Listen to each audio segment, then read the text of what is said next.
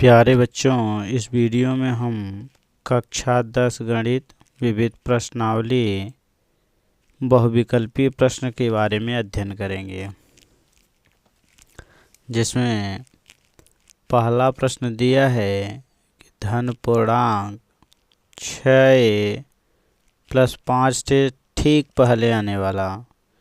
तो यदि हम 6a + 5 के ठीक पहले करें तो एक घटा देंगे तो बन जाएगा 6a और +4। तो 6a + 4 हमारा ऑप्शन नंबर 2 सही है, यही हमारा आंसर हो जाएगा।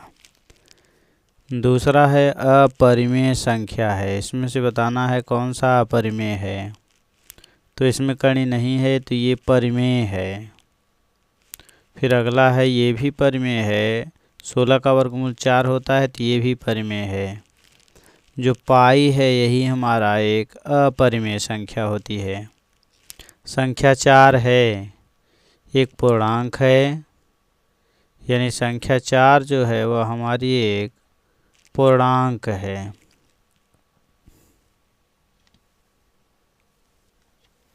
तो यहाँ पर दिया गया था कि 4 कड़ी में 3,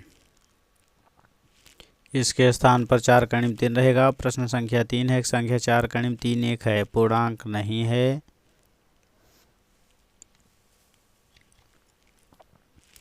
परिमेय संख्या भी नहीं है क्योंकि इसमें कड़ी है।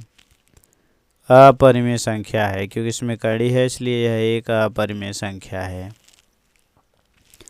चौथा प्रश्न है कि निम्नलिखित संख्याओं में से परिमेय संख्या होगी, बताना है इसमें से कौन परिमेय है। चूँकि ये कड़ी में 5 है, इसका वर्गमूल नहीं निकलेगा तो यह एक अपरिमेय संख्या है। कड़ी में 1 भी क्या है, यही एक परिमेय संख्या है, क्योंकि 9 का 9 4 13, कड़ी में 13/9 आ जाएगा तो 13 नहीं निकलेगा, 9 का तो वर्गमूल हो जाएगा, कड़ी आ गई तो इसलिए एक अपरिमेय संख्या है। तो यही हमारा प्रश्न सही है आंसर। पांचवा निम्नलिखित में परिमेय संख्या है, बताना कौन सा परिमेय है। तो 7 3 2 4 1 6, चूँकि अलग अलग संख्याएं यानी अंक बदल करके आ रहे हैं, इसलिए यह एक परिमेय संख्या नहीं बल्कि अपरिमेय है।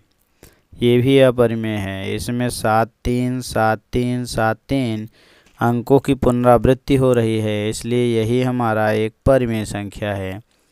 और अगर दशमलव लगा है तब तो 2 अंक बना के वर्गमूल निकाला जाता है, या किसी संख्या का वर्ग नहीं है, तो हमारा आंसर नंबर 3 सही है। किसी पूर्णांक यानी 6 नंबर हमारा क्वेश्चन है कि किसी पूर्णांक m के लिए, यहाँ है हमारा m, तो m के लिए प्रत्येक समपूर्णांक निम्नलिखित रूप का होता है। तो सम का मतलब 1 2 3 4 रखेंगे तो ये सम विषम दोनों आएगा तो कैंसिल हो गया। 1 रखेंगे 2 आएगा, 2 रखेंगे 3, तो यानी ये भी हमारा कैंसिल हो गया क्योंकि 3 आ गया। इसमें 1 रखेंगे 2 1 का 2 होगा, 2 रखेंगे 2 दूनी 4 होगा, 3 रखेंगे 3 दूनी 6 होगा। तो हमारा तीसरा नंबर सही है क्योंकि हमें सम चाहिए था। अब हम प्रश्न संख्या 7 लेते हैं। तो 7 नंबर में दिया है कि किसी पूर्णांक q के लिए प्रत्येक विषम निम्नलिखित रूप का होता है। विषम, तो q के स्थान पर 1 रखेंगे तो 1 आएगा, 2 रखेंगे 2 आएगा, क्योंकि कहा है प्रत्येक विषम पूर्णांक में और q हमारा पूर्णांक होना चाहिए। तो इसमें सम विषम दोनों आ रहे हैं तो पहला कैंसिल हो गया। अब अगर 1 रखे हैं तो 1 + 1 2 हो जाएगा, 2 रखते हैं 2 1 3 हो जाएगा। इसमें भी सम विषम आ रहा है, कैंसिल हो गया चूँकि हमें चाहिए विषम। इसमें 1 रखेंगे तो 2 1 का 2, 2 रखेंगे 2 दूनी 4, 3 रखेंगे 3 दूनी 6, ये सम आ रहा है लेकिन हमें विषम चाहिए तो ये भी हमारा कैंसिल हो जाएगा। 1 रखेंगे तो 2 1 का 2 1 3 हो जाएगा, 2 रखेंगे 2 दूनी 4 1 5 आएगा, 3 रखेंगे 3 दूनी 6 1 7 आएगा। यही सब विषम आ रहा है, इसलिए चौथा सही होगा।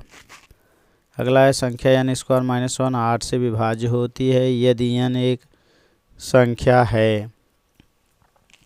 पूर्णांक 1 रख देंगे तब तो 0 आ जाएगा, 2 रखेंगे, 2 दूनी 4 में से 1 घटाएंगे तो 8 नहीं आएगा। प्राकृतिक संख्या, प्राकृतिक 1 2 3 4 है, यही हमने रखा था, नहीं मिला। अगर हम विषम रखते हैं तो जैसे 1 रखेंगे तो 1 का वर्ग माइनस 1 यानी 0 आएगा। फिर 3 रखेंगे, 3 त्रिका 9 में से 1 घटाएंगे तो 8 आएगा। फिर 5 रखेंगे, 5 5 25 माइनस 1 24 आएगा। तो आगे हम क्या देख रहे हैं, अगर हम विषम संख्या ले रहे हैं तो ये हमारी संख्या 8 से कट रही है, अर्थात यही सही है।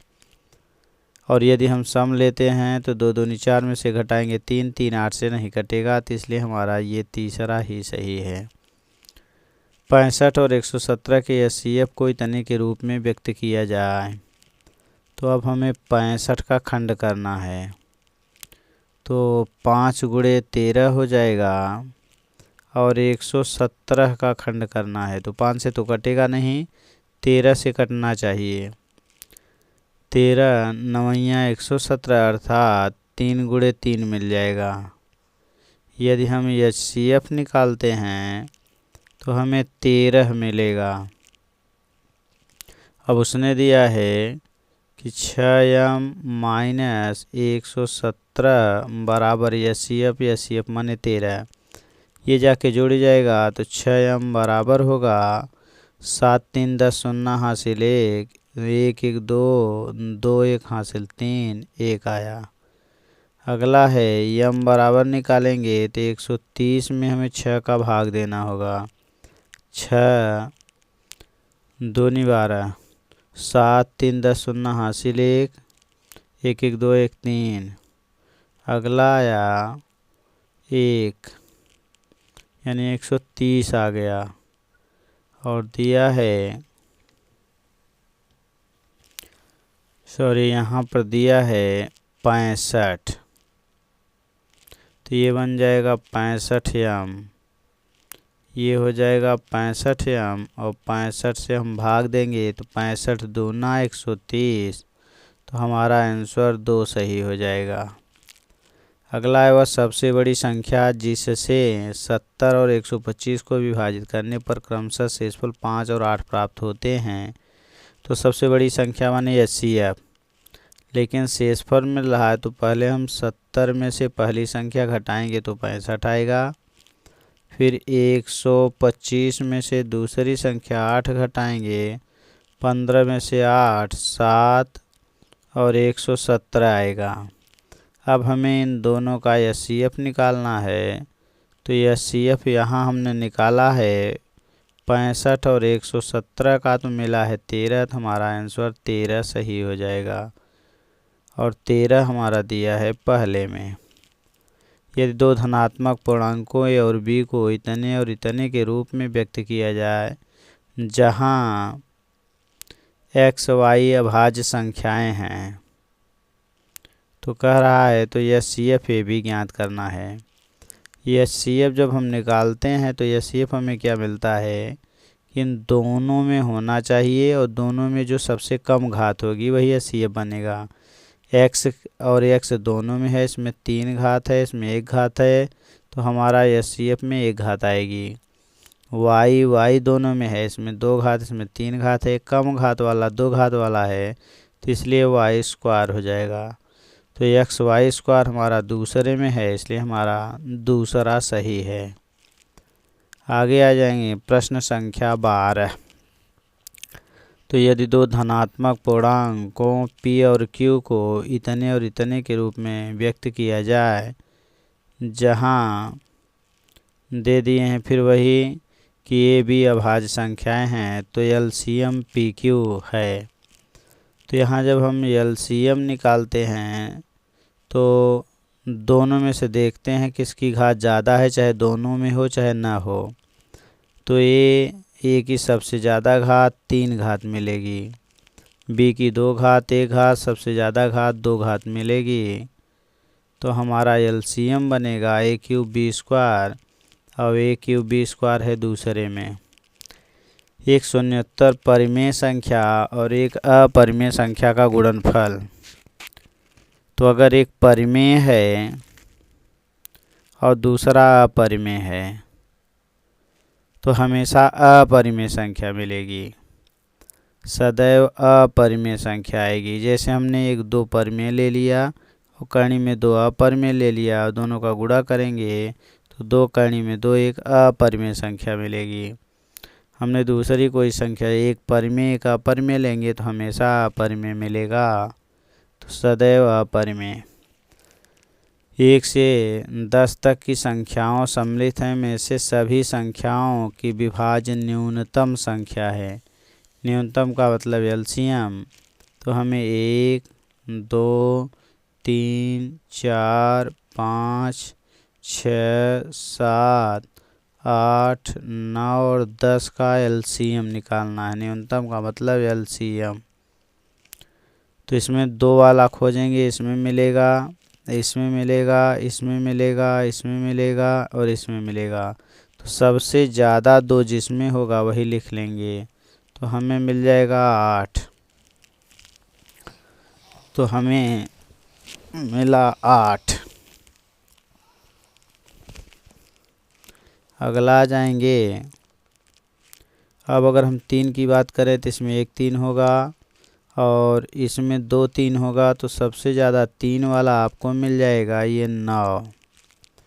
फिर हम यानी 2 3 4 ये सब हो गए। अब एक 5 बचा है, इसमें भी 5 मिलेगा, दोनों में एक ही 5 मिलेगा, तो एक हम 5 लिख लेंगे। 2 वाला तो हमने ले लिया है, 6 भी ले लिए हैं। अब 7 बचा है, अर्थात पूरे का एलसीएम निकालेंगे तो 8 पचे 40, 4 सत्ते 28, 280 हो जाएगा। अभी 9 बचा है तो एक 0 आएगा, 9 8 72, 7 आया, 9 दूनी 18, 2 20 5 25 आया।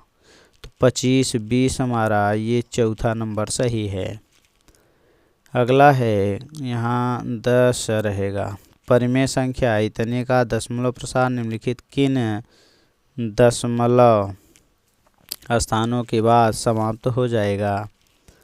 तो यहाँ पर हम क्या करते हैं, नीचे वाले का खंड करते हैं। तो 1250 जो संख्या दी गई है, अगर हम उसका खंड करते हैं तो हर का, तो 1250 में खंड करने पर हमें मिलता है 1 2 मिल जाएगा और बाकी 625 गुणे 2 यानी 1250। 625 माने 5 घाते 4। तो दोनों में से जिसकी घात ज़्यादा होगी उतना अंक प्राप्त होता है दशमलव के बाद। 2 और 5 होना चाहिए और दोनों में जिसकी घात ज़्यादा होगी। सबसे ज़्यादा घात 4 है, इसलिए दशमलव के बाद इसमें कुल 4 अंक प्राप्त होंगे। यही हमारा आंसर हो जाएगा।